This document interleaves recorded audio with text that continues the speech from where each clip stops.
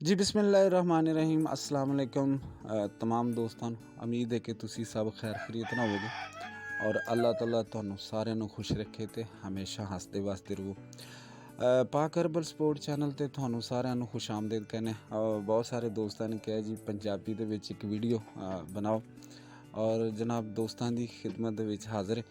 ਅੱਜ ਅਸੀਂ ਜਿਹੜੀ ਬੂਟੀ ਦੇ ਉੱਤੇ ਗੱਲ ਕਰਾਂਗੇ ਉਹ ਸੰਗ ਪੁਸ਼ਬੀ ਦੇ ਨਾਂ ਤੋਂ ਬਹੁਤ ਜ਼ਿਆਦਾ ਮਸ਼ਹੂਰ ਹੈ ਔਰ ਬਹੁਤ ਬੜੇ ਲੋਕ ਜਾਣਦੇ ਨੇ ਔਰ ਪੂਰੇ ਪਾਕਿਸਤਾਨ ਦੇ ਵਿੱਚ ਔਰ ਬਲਕਿ ਪੂਰੀ ਦੁਨੀਆ ਦੇ ਵਿੱਚ ਇਹ ਮਿਲਦੀ। ਇਹਦੀਆਂ ਦੋ ਅਕਸਾਮ ਨੇ, ਇੱਕ ਪੀਲੇ ਫੁੱਲਾਂ ਵਾਲੀ ਹੁੰਦੀ ਹੈ ਔਰ ਇੱਕ ਸਫੈਦ ਫੁੱਲੇ ਵਾਲੀ। ਲੇਕਿਨ ਸਫੈਦ ਫੁੱਲਾਂ ਵਾਲੀ ਦੇ ਵਿੱਚ ਦੇਖਿਆ ਜਾਵੇ ਤਾਂ ਅਕਸਰ ਇਹਦੇ ਹਲਕੇ ਗੁਲਾਬੀ ਸ਼ੇਡ ਮਾਰਦੀ। ਲੇਕਿਨ ਇਹ ਬਹੁਤ ਹੀ ਕਮਾਲ ਦੀ ਚੀਜ਼ ਹੈ, ਖਾਸ ਤੌਰ 'ਤੇ ਦਿਮਾਗ ਵਾਸਤੇ।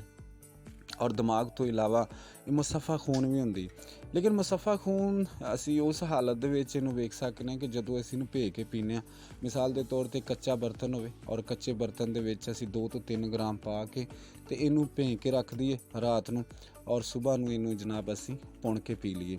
ਔਰ ਇਹਦੇ ਵਿੱਚ ਮਿਸ਼ਰੀ ਪਾ ਸਕਦੇ ਹਾਂ, ਨਮਕ ਪਾ ਸਕਦੇ ਹਾਂ ਔਰ ਇਸੇ ਤਰ੍ਹਾਂ ਹੀ ਅਸੀਂ ਗੁੜ ਵੀ ਪਾ ਸਕਦੇ ਹਾਂ। ਬਹੁਤ ਹੀ ਲਾਜਵਾਬ ਚੀਜ਼ ਹੈ ਔਰ ख़ास तौर ਤੇ ਉਹਨਾਂ ਲੋਕਾਂ ਵਾਸਤੇ ਇਹ ਬਹੁਤ ਹੀ ਜ਼ਬਰਦਸਤ ਹੈ ਜਿਹੜੇ ਲੋਕ ਕਾਲਜਾਂ 'ਚ ਪੜ੍ਹਦੇ ਨੇ, ਸਕੂਲਾਂ 'ਚ ਪੜ੍ਹਦੇ ਨੇ ਔਰ ਉਹਨਾਂ ਨੂੰ ਬੜੀ ਪਰੇਸ਼ਾਨੀ ਹੁੰਦੀ, ਸਬਕ ਨਹੀਂ ਯਾਦ ਰਹਿੰਦਾ, ਭੁੱਲ ਜਾਂਦਾ ਔਰ ਇਸੇ ਤਰ੍ਹਾਂ ਹੀ ਉਹਨਾਂ ਨੂੰ ਬੜੀਆਂ ਸਾਰੀਆਂ ਦਿੱਕਤਾਂ ਆਉਂਦੀਆਂ ਨੇ ਔਰ ख़ास ਤੌਰ 'ਤੇ ਸਬਕ ਯਾਦ ਨਹੀਂ ਰਹਿੰਦਾ, ਜੋ ਉਹ ਪੜ੍ਹਦੇ ਨੇ ਉਹਨਾਂ ਨੂੰ ਭੁੱਲ ਜਾਂਦਾ। ਤੇ ਉਹਨਾਂ ਵਾਸਤੇ ਇਹ ਬੜੀ ਕਮਾਲ ਦੀ ਚੀਜ਼ ਹੈ। ख़ास ਤੌਰ 'ਤੇ ਜਿਹੜੇ ਬੱਚੇ ਜਿਹੜੇ ਨੇ ਜਿਨ੍ਹਾਂ ਦੀ ਨਜ਼ਰ ਕਮਜ਼ੋਰ ਹੈ ਉਹਨਾਂ ਵਾਸਤੇ ਵੀ ਬੜੀ ਕਮਾਲ ਦੀ ਚੀਜ਼ ਹੈ। ਕਰਨਾ ਕੁਛ ਇਸ ਤਰ੍ਹਾਂ ਕਿ ਇਸ ਬੂਟੀ ਨੂੰ ਗੌਰ ਨਾਲ ਵੇਖ ਲਓ। ਇਹ ਅਕਸਰ ਪਥਰੀਲੀ ਜਗ੍ਹਾ 'ਤੇ ਯਾਨੀ ਕਿ ਜਿੱਥੇ ਰੋਡ ਜ਼ਿਆਦਾ ਹੁੰਦੇ ਨੇ ਉੱਥੇ ਬਹੁਤ ਜ਼ਿਆਦਾ ਹੁੰਦੀ ਔਰ ਇਹਨੂੰ ਲੈ ਲਓ। ਲੈਣ ਤੋਂ ਬਾਅਦ ਇਹਨੂੰ ਧੋ ਲਵੋ, ਯਾਨੀ ਜਿੰਨੀ ਚਾਹ ਤੁਹਾਨੂੰ ਚਾਹੀਦੀ ਹੋਵੇ ਇਹਨੂੰ ਧੋ ਲਓ ਔਰ ਖੁਸ਼ਕ ਕਰ ਲਓ ਛਾਵੇਂ।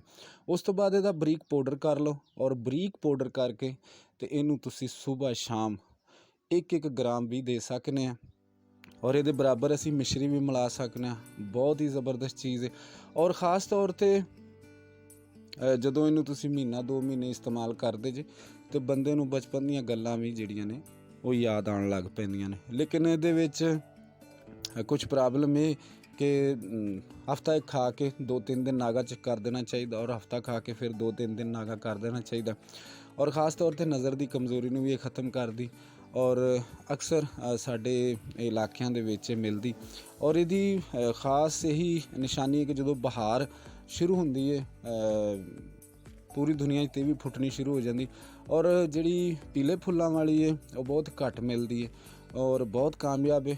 ਕੁਛ ਲੋਕ ਉਹਦੇ ਵਿੱਚ ਪਾਰਾ ਕੁਸ਼ਤਾ ਕਰਦੇ ਨੇ, ਕੁਛ ਲੋਕ ਉਹਦੇ ਵਿੱਚ ਸਿੰਬਲ ਫਾਰ ਕੈਮ ਕਰਦੇ ਨੇ ਔਰ ਕੁਛ ਲੋਕ ਉਹਦੇ ਵਿੱਚ ਮੁਖਤਲਿਫ ਚੀਜ਼ਾਂ ਜਿਹੜੀਆਂ ਨੇ ਬਣਾਉਂਦੇ ਨੇ।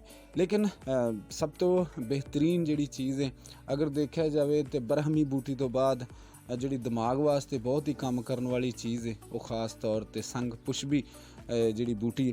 ਔਰ ਇੱਕ ਉਸਤਾਦ ਕੋਲੋਂ ਮੈਂ ਸੁਣਿਆ ਸੀ ਇਹਦੇ ਹਵਾਲੇ ਨਾਲ ਕਿ ਜੇ ਇਹ ਜਿਹੜੀ ਬੂਟੀ ਹੈ ਅਗਰ ਇਹਨੂੰ ਸੁਕਾ ਕੇ ਖੁਸ਼ਕ ਕਰਕੇ ਰੱਖ ਲਿਆ ਜਾਏ 6 ਤੋਂ 7 ਮਹੀਨੇ ਤੱਕ ਇਹਦੀ ਕੂਵਤ ਬਾਕੀ ਰਹਿੰਦੀ ਹੈ ਔਰ ਇੰਤਹਾਈ ਜ਼ਬਰਦਸਤ ਚੀਜ਼ ਹੈ। ਜਦੋਂ ਇਹਨੂੰ ਤੁਸੀਂ ਇਸਤੇਮਾਲ ਕਰੋਗੇ, ਇਹਦੇ ਤੋਂ फ़ायदा ਚੁੱਕੋਗੇ ਤੇ ਬਹੁਤ ਹੀ ਕਮਾਲ। ਇਹ ਤਾਂ ਇੱਕ ਛੋਟਾ ਜਿਹਾ ਨਾ ਕਿ ਛੋਟੀ ਜਿਹੀ ਗੱਲ ਕੀਤੀ ਕਿ ਜੀ ਇਹ ਤੁਹਾਨੂੰ ਇਤਨਾ ਕੁ फ़ायदा ਦੇਗੀ, ਬਲਕਿ ਇਹਦੇ फ़ायदे ਤੇ ਕੁਦਰਤ ਨੇ ਬੇਸ਼ੁਮਾਰ ਰੱਖੇ ਨੇ ਔਰ ਇਹਦੇ ਫੁੱਲਾਂ ਦਾ फ़ायदा ਅਲੱਗ ਔਰ ਇਸੇ ਤਰ੍ਹਾਂ ਹੀ ਇਹਦੀ ਟਹਿਣੀ ਜਿਹੜੀ ਹੈ ਉਹਦਾ फ़ायदा ਅਲੱਗ, ਇਸੇ ਤਰ੍ਹਾਂ ਇਹਦੀ ਜੜ ਦਾ फ़ायदा ਅਲੱਗ ਔਰ ਲੇਕਿਨ ਅਸੀਂ ਜੜ ਵੀ ਲਵਾਂਗੇ ਔਰ ਇਸੇ ਤਰ੍ਹਾਂ ਹੀ ਇਹਦਾ ਪੂਰਾ ਬੂਟਾ ਮੁਕੰਮਲ ਲੈ ਕੇ ਤੇ ਇਹਨੂੰ ਧੋ ਲਾਂਗੇ। ਧੋ ਕੇ ਫਿਰ ਇਹਨੂੰ ਛੋਟੇ ਟੁਕੜੇ ਕਰਕੇ ਇਹਨੂੰ ਛਾਵੇਂ ਖੁਸ਼ਕ ਕਰ ਲਾਂਗੇ। ਖੁਸ਼ਕ ਕਰਨ ਤੋਂ ਬਾਅਦ ਫਿਰ ਅਸੀਂ ਇਹਨੂੰ ਮਹਿਫੂਜ਼ ਕਰਾਂਗੇ ਔਰ ਫਿਰ ਇਹਨੂੰ ਪਾਊਡਰ ਕਰਵਾ ਕੇ ਜਿਸ ਤਰ੍ਹਾਂ ਤੁਸੀਂ ਇਸਤੇਮਾਲ ਕਰਨਾ ਚਾਹੀਦਾ। ਬਾਕੀ ਇਹਦੇ ਕੈਪਸੂਲ ਵੀ ਭਰ ਸਕਦੇ। ਇੱਕ ਕੈਪਸੂਲ ਸਵੇਰ ਦੁੱਧ ਦੇ ਨਾਲ, ਇੱਕ ਕੈਪਸੂਲ ਸ਼ਾਮ ਨੂੰ ਔਰ ਵੱਡਿਆਂ ਵਾਸਤੇ, ਬੱਚਿਆਂ ਵਾਸਤੇ 1 ਚੁਟਕੀ ਤੋਂ ਲੈ ਕੇ 1.5 ਚੁਟਕੀ ਤੱਕ ਅਸੀਂ ਦੇ ਸਕਦੇ ਜਿਨ੍ਹਾਂ ਦੀ ਉਮਰ ਤਕਰੀਬਨ 12 ਸਾਲ 10 ਸਾਲ 5 ਸਾਲ ਤੋਂ ਲੈ ਕੇ ਅਸੀਂ ਤਾਂ ਇਹਨੂੰ ਦੇ ਸਕਦੇ ਹਾਂ। ਬਹੁਤ ਅੱਛੀ ਚੀਜ਼ ਹੈ ਔਰ ਇਹ ਅਕਸਰ ਅੱਜ ਕੱਲ੍ਹ ਬਹੁਤ ਜ਼ਿਆਦਾ ਲੱਗੀ ਹੋਈ ਹੈ। ਇਹਨੂੰ ਬਣਾਓ ਔਰ ਇਹਦੇ ਤੋਂ फ़ायदा ਚੁੱਕੋ। ਬਹੁਤ ਸ਼ੁਕਰੀਆ। ਉਮੀਦ ਕਰਨੇ ਕਿ ਤੁਹਾਨੂੰ ਅੱਜ ਦੀ ਵੀਡੀਓ ਵੀ ਪਸੰਦ ਆਈ ਹੋਵੇਗੀ।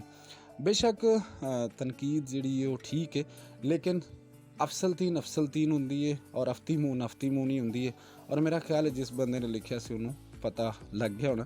ਬਾਕੀ ਬਹੁਤ ਸ਼ੁਕਰੀਆ, ਉਮੀਦ ਕਰ ਰਹੇ ਹਾਂ ਕਿ ਤੁਸੀਂ ਇਹਦੇ 'ਤੇ ਆਪਣੇ ਗੌਰ ਫਿਕਰ ਕਰੋਗੇ। ਬਹੁਤ ਸ਼ੁਕਰੀਆ। अस्सलाम वालेकुम।